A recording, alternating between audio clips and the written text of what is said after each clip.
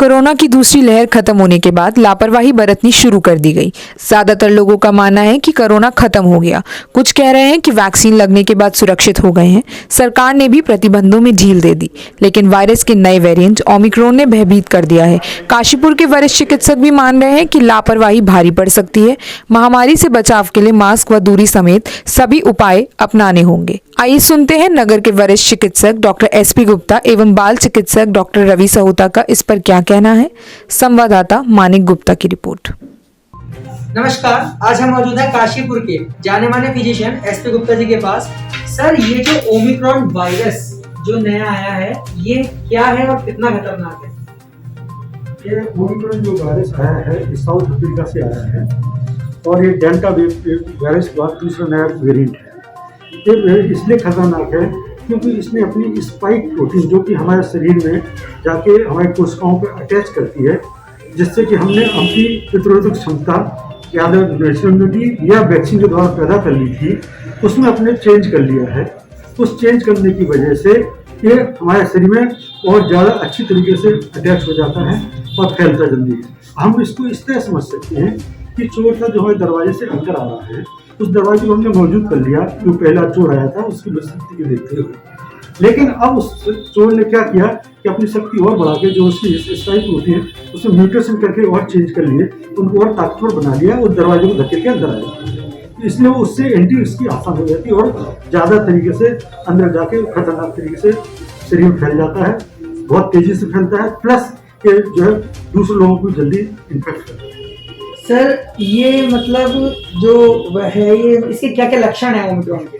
देखिए, जो एक डेल्टा वायरस का जो नया ओमिक्रॉन वायरस आया है, इसमें क्या है कि इसमें पहले जितने थे सिम्टम होते हैं उनसे थोड़े से डिफरेंट है।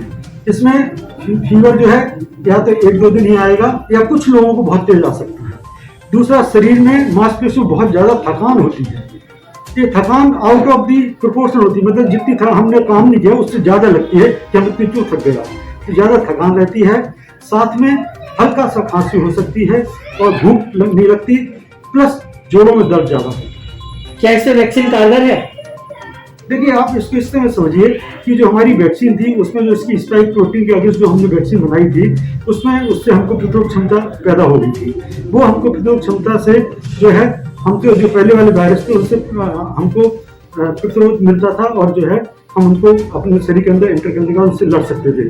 लेकिन इसमें क्या हुआ है कि इसने चूंकि अपनी स्पाइक प्रोटीन में चेंज कर लिया है, तो ये हमारे शरीर में वैक्सीन कारगर तो इस तरह रहेगी क्योंकि वैक्सीन जो है केवल स्पाइक प्रोटीन और दूसरे शरीर की जो हमारी प्रतिरोध क्षमता है जिसको बढ़ाती है, जो कि हम सेलुलर इम्यूनिटी कहते हैं, उससे हमको प्रतिरोध उससे लड़ने में शक्ति तो मिलती है।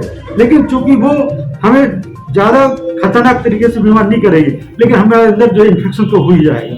तो इसलिए उसमें इतने डरने की बात नहीं है कि जो है वैक्सीन हमारी जरूर कारगर रहेगी। क्या क्या सावधानी बरतें सर इससे बचने के लिए? इससे बचने की सावधानी सीधी है कि जो हमारा कोविड बिहेवियर है वो हमें फॉलो करना होगा। इसमें सबसे अच्छी बात क्या है कि आप दोनों डोज वैक्सीन की लें, आप जो है सोशल गैदरिंग में 2 गज की दूरी रखें, आप खुली जगह में रहें, बंद कमरे में जो ज़्यादा बंद स्थान में अगर ज़्यादा लोग एक साथ होंगे तो वहाँ बहुत जल्दी से फैलता है, तो खुले हवादार जगह रहें और साथ में 2 मास्क पहने। इसमें एक मास्क सर्जिकल मास्क हो सकता है और होना चाहिए और दूसरा जो है आप कॉटन का मास्क पहन सकते हैं। मास्क पहनने वाले पब्लिक से हम ये कहना चाहते हैं कि जब पब्लिक लोग मास्क लगाते हैं तो उनका मास्क या तो नाक के नीचे रहता है या वो लटकता रहता है, वो हमें प्रतिरोध क्षमता नहीं दे रहा है, मास्क से कोई बचाव नहीं कर रहा है। प्लस कभी कभी क्या करते हैं कि सब उन्होंने तौलिया ली, तौलिया चारों तरफ से लपेट ली, गए बाहर निकाल दी, तो उसमें क्या होता है जो बाहर का उसका सरफेस है वो जब दूसरी बार लगाते हैं तो अंदर की तरफ चली जाती है, तो जो वायरस उस पर बैठे हुए वहाँ अंदर चले जाते हैं। इसलिए मास्क पहनने पे हम कभी कभी उतार लेते हैं, जेब में रख लेते हैं, और जेब में रख के जब फिर से पहनते हैं तो वो बाहर वाले सिरे के जब हमारा हाथ अंदर की तरफ लग जाता है तो वायरस अंदर फैल जाता है, तो हो जाता है। इसलिए जब कोई आप अगर मास्क उतारें तो एक दूसरा नया मास्क रखें, उसे प्रॉपर पहन लें, उस पहले वाले मास्क को बाद में उसको 3-4 दिन बाद फिर से यूज कर सकते हैं। देखिए, ओमिक्रॉन वायरस ये नया स्ट्रेन है, म्यूटेशंस की वजह से इस चर्चा में भी है आजकल। करीब 50 म्यूटेशंस, करीब 50 म्यूटेशंस एक साइड में है और रिसेप्टर साइड में 30 म्यूटेशन है, लगभग 70 से 80 म्यूटेशन इस वायरस में पाई गई हैं। और ऐसा माना गया है कि ये इसका अफ्रीका में से ओरिजिन हुआ है और ऐसा माना गया है कि ये बहुत ही कंटेजियस है, बहुत जल्दी स्प्रेड कर सकता है, बहुत जल्दी फैल सकता है। तो ये चिंता का विषय ही, WHO ने इसको चिंता का विषय वाला म्यूटेंट वायरस स्ट्रेन बताया है। सर बच्चों पे इसका क्या असर हो सकता है? देखिए, WHO और बहुत सारे साइंटिस्ट का, बहुत सारे एक्सपर्ट्स का ये मानना है कि एक बार वायरस सभी को ही होना है, वायरल इन्फेक्शन। अच्छी बात यह है कि हिंदुस्तान में वैक्सीन ड्राइव बहुत अच्छा रहा है और फर्स्ट डोज काफ़ी जनता को लग चुका है, लगभग 80 करोड़ प्लस जनता को फर्स्ट डोज लग चुका है। सेकेंड डोज भी ऑलमोस्ट 30% जनता को लग चुका है। और इंडियन गवर्नमेंट की तरफ से रिसेंटली जो कमेंट्स आए हैं वो ये है कि लगभग 25 से 30 करोड़ डोजेस बच्चों के लिए स्पेसिफिकली वैक्सीन के बनाए गए हैं। बच्चों को बचाने के लिए वैक्सीन बहुत ज़रूरी है, क्योंकि बच्चे अभी वैक्सीनेटेड नहीं है तो यस बहुत ज़्यादा प्रोन है, इन्फेक्शन उनमें बच्चों में ज़्यादा हो सकता है और वो हैजार्डस भी हो सकता है। पर चूंकि भारत का इम्यूनाइजेशन प्रोग्राम, जो नेशनल इम्यूनाइजेशन प्रोग्राम है, वो बहुत अच्छा है, इसमें MMR, BCG vaccine, pneumococcal vaccine भी अब रिसेंटली इंट्रोड्यूस हुई हैं, खासकर उत्तराखंड में भी।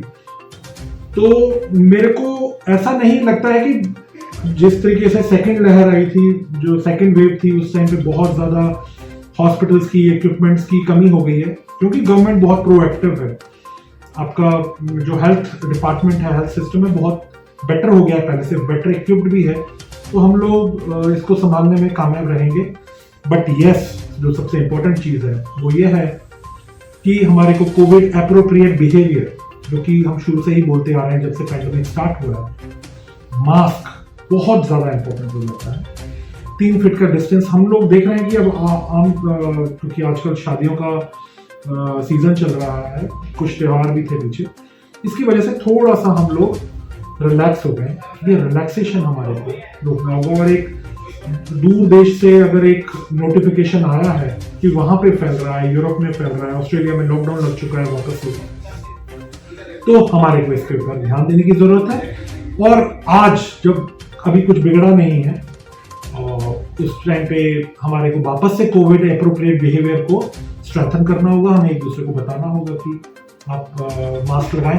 अपने बच्चों को जब आप स्कूल भेज रहे हैं तो उनको ये बताकर भेजिए कि किसी आम व्यक्ति से बात नहीं करनी है, अगर बात करनी है तो दूर रह के बात करनी है, मास्क लगा के बात करनी है स्कूल।